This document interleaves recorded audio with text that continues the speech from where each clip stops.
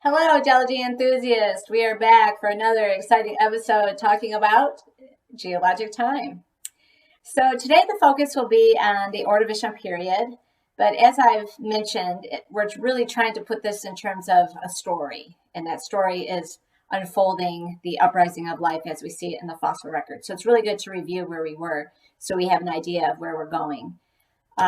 Where we've been is we've established the Precambrian eon, 4.6 billion years to 570 million years. And the Precambrian was particularly important because we saw the uprising of Kingdom Monera in the Archean eon, and then we saw the uprising of Kingdom Protista and Kingdom Animalia in the Proterozoic eons. So the difference between those is the difference between eukaryotic life and prokaryotic life. And then when we moved into the Cambrian, we were really able to expand upon Kingdom Animalia. And so we saw not just protozoans, but we saw metazoans, so multicellular life and how they began to develop and evolve. Within the Cambrian, we often refer to that as the Cambrian Explosion. So this exciting time of new arrival of different types of life on the planet. So we start to develop different phylums within Kingdom Animalia in particular. Specifically, when we talk about the Cambrian Explosion, we're asking the question, well, what initiated that uprising of Kingdom Animalia? And when we look to the geologic record, what we understand is we've moved away from an ice house in the Proterozoic, which is called the Vangian glaciation. And as we move away from that glaciation and we move into a period that becomes warmer, that glacial ice begins to melt. And as that happens, you end up with a density-driven system that's bringing all this organic material from the bottoms of the oceans up to the surface. So you're providing a food source. And additionally, you're providing a very rich ecological niche of those shallow marine environments. So thinking in terms of those transgressive boundaries as water begins to flood any of that continental crust that was previously exposed above sea level. So you're providing these rich, shallow marine environments that begin to warm up. There's plenty of food. And so we can start to see exciting forms of life.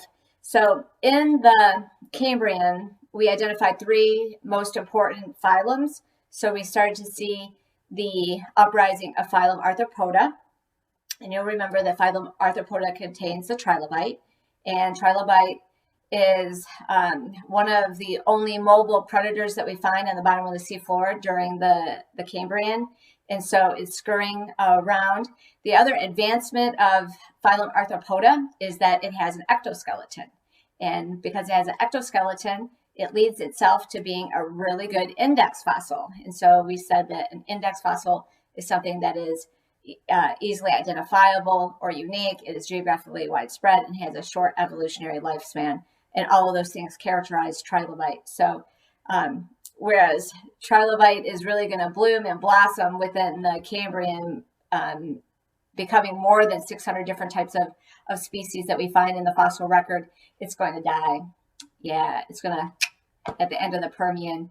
So we should love trilobite now while trilobite is still present. So phylum Arthropoda is going to become important in the Cambrian. Then we also see phylum Brachiopoda, and we see phylum Mollusca. And phylum Brachiopoda and phylum Mollusca demonstrates how these shallow marine environments begin to infill with particularly food sources that are going to be important to things that are living during the Ordovician. So brachiopods, we still find them on the surface of the earth today. So phylum Brachiopoda and also phylum Mollusca are still present. Their diversity is going to change with some mass extinctions, but they still remain important to life in those shallow marine environments. Brachiopods, we separated them into articulate and inarticulate, and both of those are sessile, so they're rooted in the shallow marine environments, and they eat as filter feeders.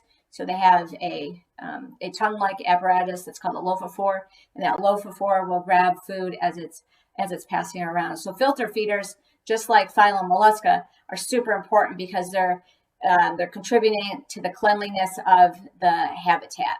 And so we have to have those because you have to have really good water clarity for things like trilobite to live and be successful. We ended our discussion about the Cambrian talking about the Burgess Shale, and I posted some videos for you to watch about the excitement of the Burgess Shale.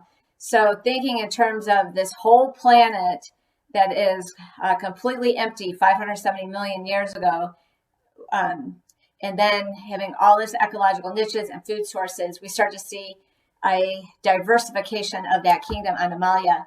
And it's interesting because without the Burgess Shale and the preservation that happens of that fossil record, we would know very little about the evidence of life on the planet. So remembering that most of the life that was living in kingdom Animalia beyond phylum Arthropoda were soft-bodied creatures. So reflecting on fossil preservation, it's very hard to become a fossil. You have to have very good preservation technique, especially for those things that are soft body, and we find that in the Burgess Shale. What's interesting about the Burgess Shale is that it represents a diversification of life with unique features and adaptations, and not necessarily are those adaptations going to prove to be successful by natural selection. And in fact, everything that we find in the Burgess Shale is going to go extinct by the end of the Ordovician. So they're living for a short time on the planet, but they're interesting because you're going to find things with like 8 eyes and all these different spikes and predatory adaptations that don't necessarily make them successful, but are interesting to talk about and to think about those modes of preservation. So as we move forward, what we're considering is the location of our continents on the planet. And so that's why I show you this slide here. And we're looking at the Middle Ordovician 458 million years ago, still within the Paleozoic, of course. And the very first thing that we need to do is to characterize what our globe is doing and what the environment is. So the very first thing we need to know about the Ordovician is that we're going to start to see major transgressive boundaries, and we find those in the geologic record, both in North America and in Europe. What we can notice, again, is that these plates are coming together for that last Pangea cycle. So we've got convergent plate boundaries that we find in the Ipetus Ocean that's bringing us closer and closer to the other land masses that are in Gondwana land. And we're closing in, and North America is just at the equator. And so what you're noticing as we look at the Pangea diagram that's on the screen is that we're really heavy in land masses in the southern hemisphere. Remembering that Laurentia is North America and Eurasia, and so we're going to see them come together a little bit more. And then Gondwana land is everything else, including India. So also reflecting on where we've been in the past, remember we talked about Walther's Law when we introduced ideas of stratigraphy. And Walther's Law is fantastic because it tells us about the fluctuations of sea level on the planet over geologic time. And now what you'll notice when we look at the worldwide sea level curve that's on your screen, what we'll notice is that the Ordovician is some of the highest sea levels overall on the planet. So when we look at this sea level curve on the x-axis, you can notice the location of modern day relative sea level. So up at the top it says present, and then we can gauge lower sea level versus higher sea level. And so the Ordovician is going to be a time when sea levels are going to be considerably higher. So if we look at our graph, we notice that they are about 400 meters higher than what they are today.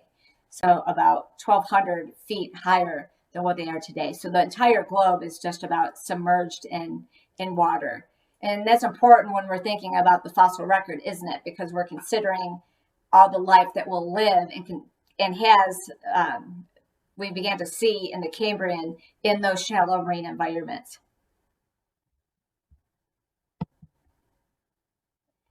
And when we consider Pangea, what we've looked at was the location of the continents.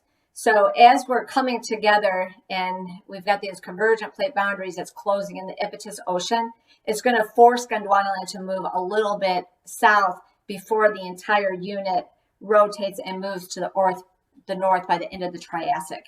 So location of the poles, remember, are going to influence overall global climate. So let's keep that in the back of our mind as we move forward in our discussions here this afternoon.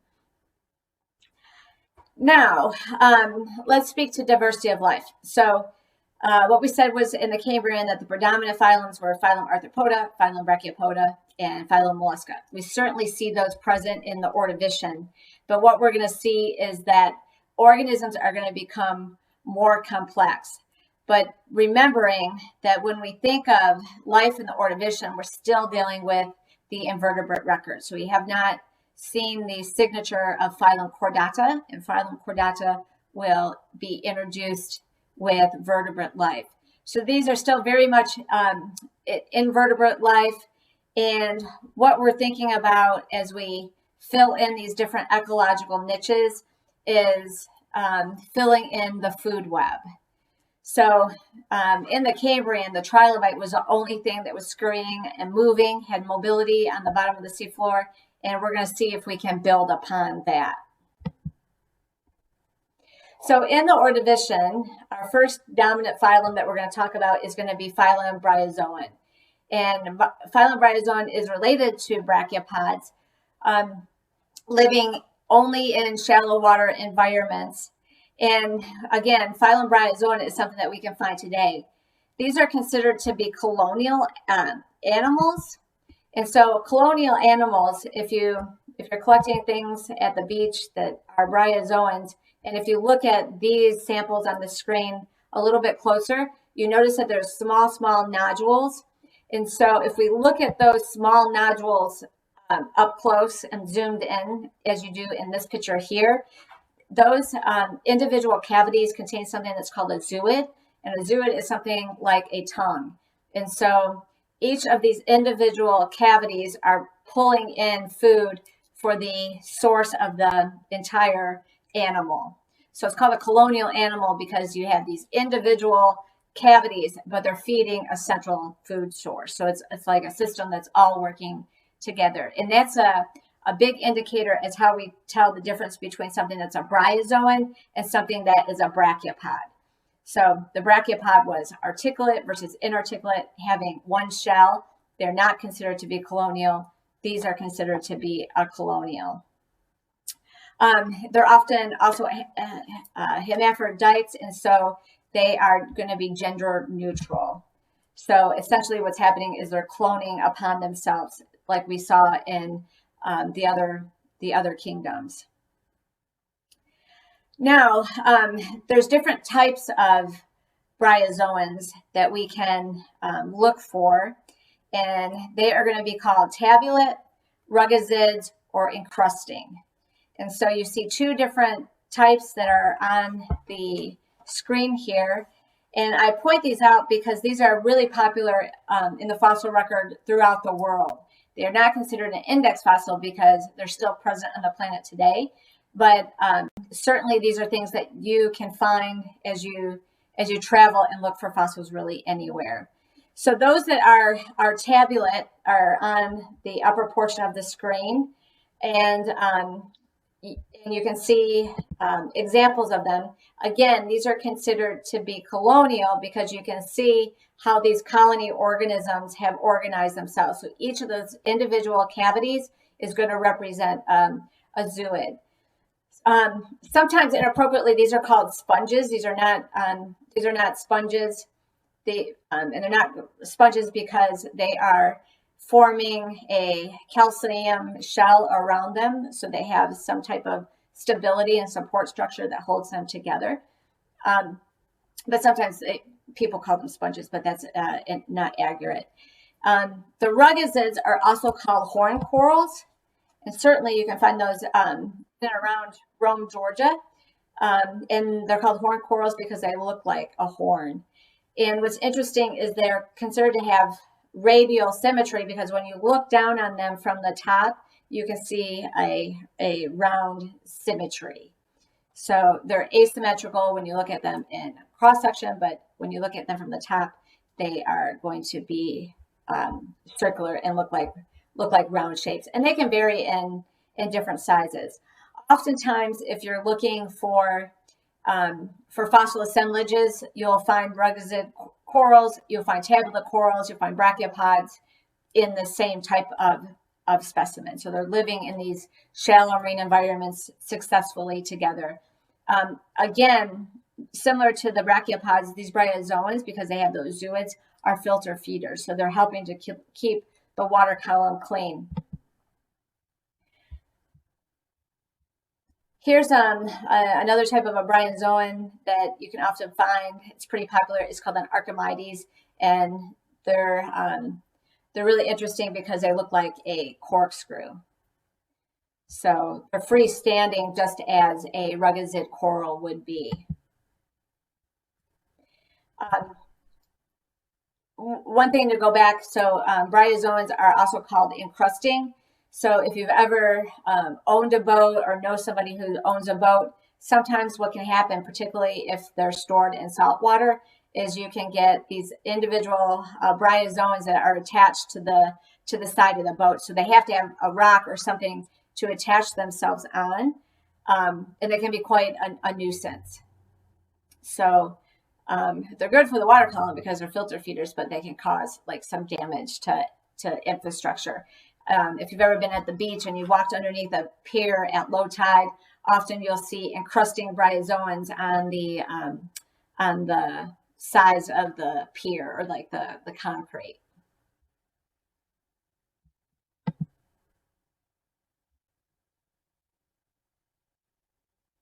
So we have phylum Bryozoan, and our next one is going to be called phylum Echindermata, and these are crinoids, and crinoids are also really popular in the fossil record.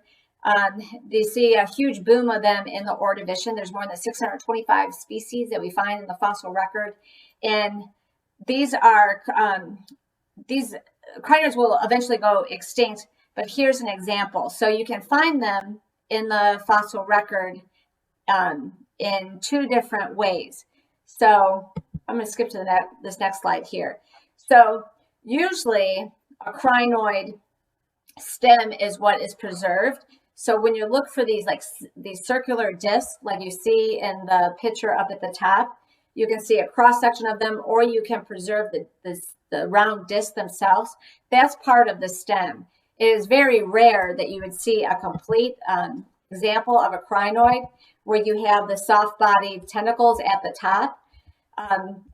That's very rare to be preserved, but certainly the portion of the stem becomes part of the fossil record, and that's because it has some calcareous components that allow it to be preserved until mineral replacement. The beautiful thing about having those tentacles up at the top of the stem is it has some mobility with the current.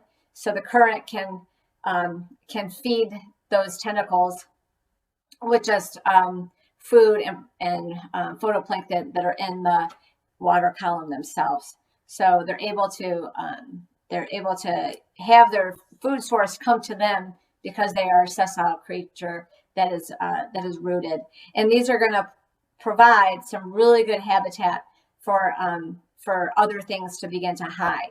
So hopefully you're thinking about these different, encrusting, the encrustian Bryozoans and the Brachiopods, and so not only are they food sources, but they're building up a habitat for which other things can also live.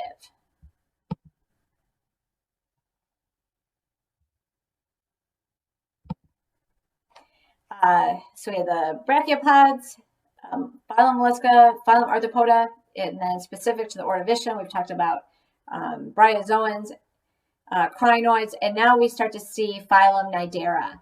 And phylum Nidera is interesting because they are going to be soft-bodied creatures, and we've seen that before, right? So we've seen that is evidenced by the Ediacaran biota that we find at the end of the Proterozoic eon, and we also see them in the Burgess Shale.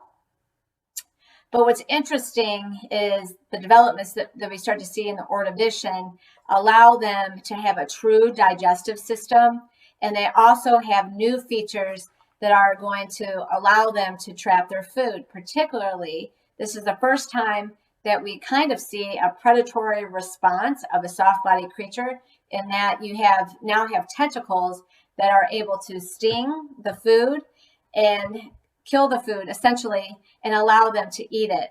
So we know that trilobite has mobility and is able to scurry on the bottom of the seafloor. It has an ectoskeleton to start to protect it. But other than trilobite, up to this point, everything else has been sessile creatures where they've been grounded and their food source has to come to them, or they have an adaptation that allows them to reach for food. So in this case, where we have things like jellyfish and sea anemones, they have a defense mechanism that helps them to bring them a food source. Jellyfish in particular are able to have mobility, although it's not orientated mobility. Instead, their mobility is directed by the sea current. But now they're able to sting food that allows them to eat and acts as a protective mechanism for them not to be eaten as well. So we'll see the development of Phylum Nidera, and Phylum Nidera will continue obviously up until present day with little modifications and little changes in genetic diversity.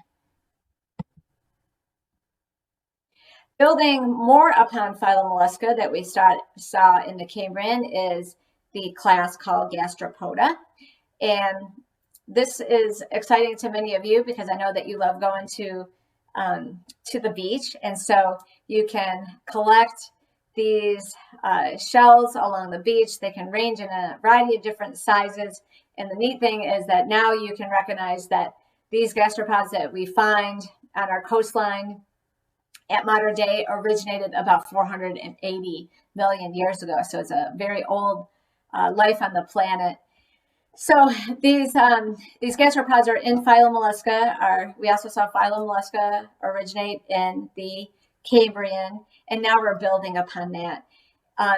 So these have a calcium shell. How these are classified is to whether their opening is on the right or on the left. So I don't know if that's something that you've noticed in collecting your shells, but they can either open to the right side or the left side, and that's what this diagram here shows you. And it shows you a variety of different species of shells, and they have different characteristics as a result. The new development in Phylum Mollusca with these gastropods is that they're now able to move themselves. So before, we just saw these mollusks that were sessile on the bottom of the seafloor, and now they have a muscular foot that allows them for some mobility. And this is following a gradualistic approach to evolution. So these slow changes that we see over 100 million years of geologic time. So it's a fantastic adaptation to allow snails to become both scavengers and predators. So they can either prey on things that are sessile, or they can scavenge what is left around them because they have movement and mobility. Another really interesting thing about gastropods is that they've developed sensory organs. So they now have the ability to have some sight. And what's interesting, as we look at the geologic record, we can look at how that complexity increases. So you can imagine that very initial eyesight was not as developed as what true eyesight is. So the initial eyesight is thought to be able to slowly bring things into focus. Of course, seeing like black and white, and then being able to focus with depth and to be able to see peripheral. So we see those sensory organs develop over time, but certainly they begin in the Ordovician. And with the rise of the gastropods, we see a decline in the stromatolites. So don't forget about stromatolites making up some of those basic intertidal zones where we're discussing. And stromatolites were so important on the planet. We saw them uprise in the Archean. Remember that stromatolite is a sedimentary feature that traps that cyanobacteria. So it was really important in producing our ozone layer. And so we saw the rise of the stromatolite kingdom Monera in the Archean, as this diagram down here is showing you. They continue to rise, although there's very little genetic diversity change within them. We see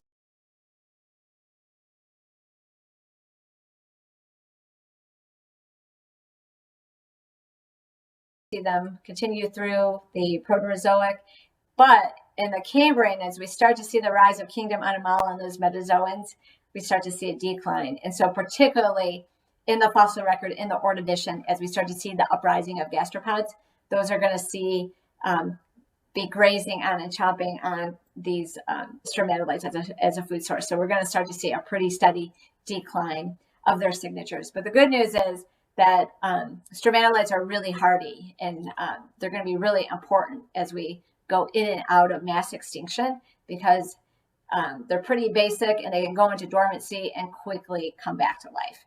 So don't get too upset about the decline of the stromatolites here in the Ordovician. So it's good. It's a good thing, because now we have gastropods that are mobile and are able to feed on things around them in the shallow marine environments.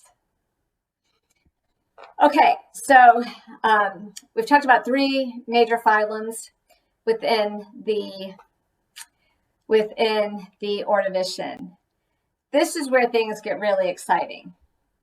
Okay, so in the Ordovician, within phylum Mollusca, we start to see the uprising of Nautilodea.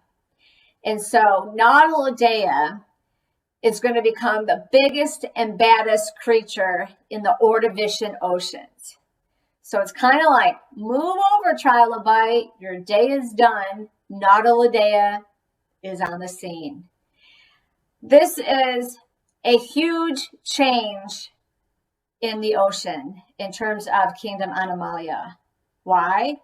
Because look at it. These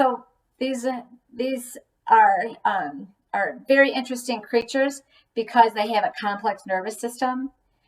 In this picture, you can see an eye. This is obviously a modern day example of what Nautilodea would looks like, or this is not an exact replica or lineage of Nautilodea, but this is a similar type that we would see at modern day. And so these have a complex nervous system with eyes. And so remember, we talked about the gastropods and starting to develop eyes, but their eyes were not so complex. Here you can see a complex eye. Next is they develop a feature that's called a buoyancy chamber. These buoyancy chambers allow them to regulate their position in the water column. So what happens is, as they're filtering in oxygen, and they are able to control the amount of oxygen within their system. So they're either able to float or they're able to sink to the bottom. So you can imagine that that's going to increase the food source that becomes available to them, because they're able to regulate themselves within the water column. So not only are they mobile laterally, but now they're also mobile vertically. And that's going to be a huge adaptation to this carnivore. And they're going to start to develop a really large brain. So they're going to be the biggest and baddest carnivores. Not to mention that when we find these in the fossil record, their shells can be greater than 8 feet across. So trilobite at best is about like 12 inches to not more than probably 24 inches in size. They get relatively big, but it's nothing compared to the size of Nautilodea in the Ordovician. So we're talking like a massive creature that starts to develop, and it's going to need all of those food sources that we talked about. So the gastropods, the brachiopods, the bryozoans, the stromatolites, those are all going to become, a trilobite is all going to become food sources for Nautilodea. It's an amazing adaptation that we see in the Ordovician. Additionally, for the first time, we see very primitive, mind you, but we see phylum Chordata start to evolve. And so this is going to be the very first signature of a vertebrate. And these vertebrates are going to be made out of cartilage, so they're going to be pretty flimsy. And these, although they're classified as some of the first fish, they're going to be jawless. So they're going to just be very primitive bottom feeders that are scavenging. So by no means are these guys going to be predators. They're going to in fact be food source for that Nautilodea. And their skeletons are going to be relatively weak. And so we start to see the very first signatures of the vertebrates. So we've come a really long way within the Ordovician, haven't we? So we've really built up Kingdom Animalia, and because of that, we can say that the Ordovician is the very first time that we see an entire food web. Like, we kind of got excited about the food web in the Cambrian, especially with the explosion of and the adversity that we saw in the Burgess Shale. But here we truly, for the first time, develop a food web. And so let's look at that on the diagram on the screen.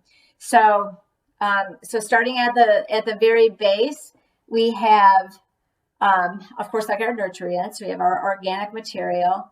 Then we've got our photoplankton, our zooplankton, and we've got our algae. So we've formed our Kingdom Onera and our Kingdom Protista, and that's fantastic. And then in the Cambrian, we start to build up that second tier. So you can see that second tier that's called filters. And within that second tier is the phylums that we started to organize. So we see Phylum Nidera, Phylum Brachiopod, Phylum Bryozoan. And within those Bryozoans, we get excited because there's encrusting Bryozoans, there's tablet Bryozoans, and there are regiza Bryozoans, and all those are colonial organisms. We see Echinodermata, so that's going to be some of your soft-bodied creatures, and then you have your corals. So we've really exploded on that, and that group of filter feeders would also include the stromatolites, so cyanobacteria, don't forget about that. Next, you see the scavengers. So we were excited about trilobite being the dominant predator in the Cambrian. In the Ordovician, we introduced the gastropods under Phylum Mollusca, and then we introduced the Nautilus, Nautilodea. And so Nautilodea is going to grow huge inside, and it's going to have all of these different food sources at its demise. So Nautilodea, again, is the king of the oceans. So there's multiple different feeding levels. And also, when we talked about the Cambrian explosion, we looked at trilobite as an example, and we said that, you know, by the end of the Cambrian, there was 600 different species. And so he changed in size, he got bigger, and he also developed some defense mechanisms. So when you look at them in the fossil record, they can have spikes and like bigger protective scales on its cephalon, on its head parts. And the reason for that is because these other scavengers and predators were coming online. So the gastropods and the Nautilodea eventually. So it all kind of makes sense. And the food web is really exciting because this is going to give us a pretty big launch in Kingdom Animalia as we start to move forward.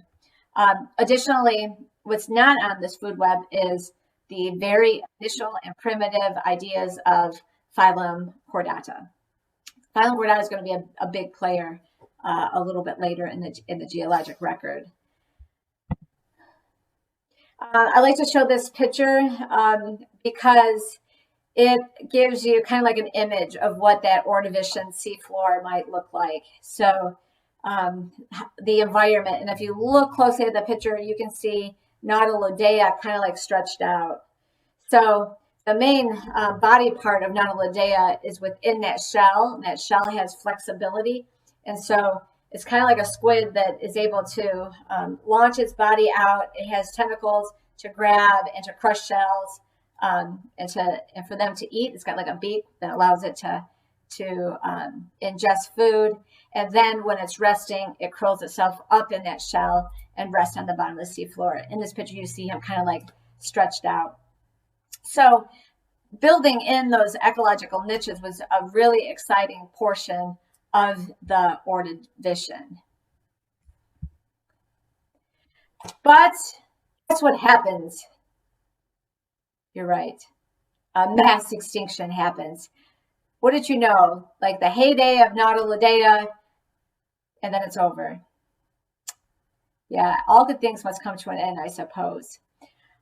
So this is our very first mass extinction that we're going to see in the fossil record. So ending the Ordovician is going to be a mass extinction, and this is going to be the second largest episode in the fossil record. Nobody talks about it though. I don't know why. We get all wrapped up in the extinction of the dinosaurs and never talk about this mass extinction. But we are today. You're lucky. Okay, so the question then is, what's going to cause the Ordovician mass extinction? And I already gave you a clue at the beginning of the lecture. And that clue might have to do with the diagram that is on the screen. So you'll remember when we talked about major controls of climate was going to be the position of the continents. And so what we noticed is that Gondwanaland is heavy on the bottom of that globe. And so you've got all these land masses centered at the bottom. And so that means what? That they're changing the circulation of the oceans. So particularly like the Ipetus Ocean. So when you look at this diagram here, you'll see directional flow of currents. And so those that are cold are in blue, and then those that are warm are in red. So the only landmass that's truly at the equator is going to be our North American continent, Laurentia. We said Laurentia is North America and Eurasia. And everything is below that. So you get these continents that are completely surrounded by these cold circulatory systems. And so, you guessed it, we are going to be thrown into another glacial phase. Yeah. And so we just developed this whole entire food web that was reliant on these shallow marine environments that were relatively warm, and now they're going to die. Because when we talk about mass extinction, we say that at least 80% of all life on the planet dies. It is what it is, folks. Sorry about that. Okay, so what's going to influence them the most? And what's going to influence them the most as the planet is cooling, and it's cooling quickly, right? It's cooling quickly because of positive feedback cycles. So once your planet becomes cold and you start to grow ice sheets, you end up with the albedo effect. So you remember that that ice sheets are white and they are going to reflect temperature instead of absorbing temperature. So as you're reflecting heat, the ice sheet grows bigger. And as your ice sheet grows bigger, it's going to reflect more heat. And so you end up with this positive feedback cycle until something shuts that down. So you end up with ice sheets that begin to grow relatively quickly. And also, when we're looking at our ocean environments, what we know is that cold water absorbs more carbon dioxide. So the colder the water temperature, the more stored carbon dioxide is within those systems. And that's what this diagram on the screen is trying to reflect. So it's showing you sea surface temperatures that are predicted for the late Ordovician, with 8 times the carbon dioxide that we find on our planet today. So carbon dioxide, just like it chokes humans, it is going to choke the life that is living in those shallow marine environments also. So it's a problem. So the oceans, relating this to modern day climate change, the oceans are considered to be a carbon sink. They're often referred to as a carbon sink. And so the colder the water, the more carbon dioxide is stored. In this case, it's going to be a negative influence because of the things that are living are not going to be able to adapt or tolerate the carbon dioxide that they see on the planet. But for modern day, the big worry is that as ocean temperatures significantly begin to heat up, all that stored carbon dioxide is released to the atmosphere. And so that's another positive feedback cycle, because as you have all this stored carbon dioxide that's being released as temperatures of the water increase, it causes temperature to climb, because carbon dioxide is a greenhouse gas. So the more carbon dioxide you have in the atmosphere, the hotter the planet. So you see the challenge that we're up against today. So usually we think of carbon dioxide levels being stored in the oceans as a good thing. Here in the Ordovician, doesn't work out so well. So as we go into the glacial phase, what we're going to see is a major regressive boundary. So this is interesting, isn't it? Because when we started the Ordovician, what we said was sea level was some of the highest that we saw on the planet. So sea level was more than 1,200 feet greater than what it is today. And here we're going to see a pretty massive drop in global sea level. And when we do that, we're going to look for regressive boundaries. And when we look for that in the stratigraphic record, we're going to see then an unconformity, because now you have land surface that's going to be exposed and eroded as it is exposed. And it's a worldwide unconformity that we find everywhere when we're looking at the Ordovician mass extinction. And we look for that as a means to describe the end of the Ordovician. So what's going to happen in addition is there's a sea level is going to drop, and it's dropping right because all the fresh water is going to be trapped into the ice. You have an unconformity as a result of that. The oceans are going to become anoxic. So we defined that term a few lectures ago. Anoxic means an ocean without oxygen, and that's because those living things that were producing oxygen are no longer producing that, so it becomes like a dead sea. You're going to have a rapid burial of carbon that happens as these plates are moving together, and either things on the planet are going to adapt to those cold weather conditions or they're not. So one thing that is going to die completely is Nautilidea. Yeah. So we see things on the planet that are similar to Nautilidea. I showed you the picture, but the Nautilidea of the Ordovician that was 8 feet across, this giant carnivorous being that was able to regulate its place in the water column, is going to be dead. So it was short-lived, but it was great when it was present. So to characterize the mass extinction of the Ordovician, we're going to say that 100 families of the marine animals are not going to survive.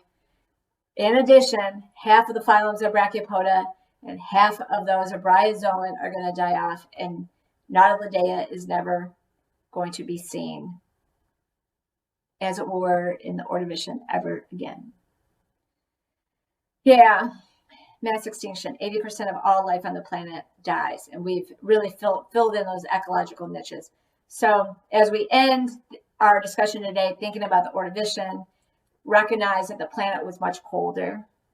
So we're going into a glacial phase, and we're going to have to think about how are we going to rebuild as we move forward into the Silurian? So think about how is that 20% of life that remains on the planet going to adapt? And how are we going to come out of the glacial phase? So what's going to stimulate us to move forward? I am going to stop here for today. You've been a wonderful audience, and I hate to leave you with a mass extinction, but it is what it is.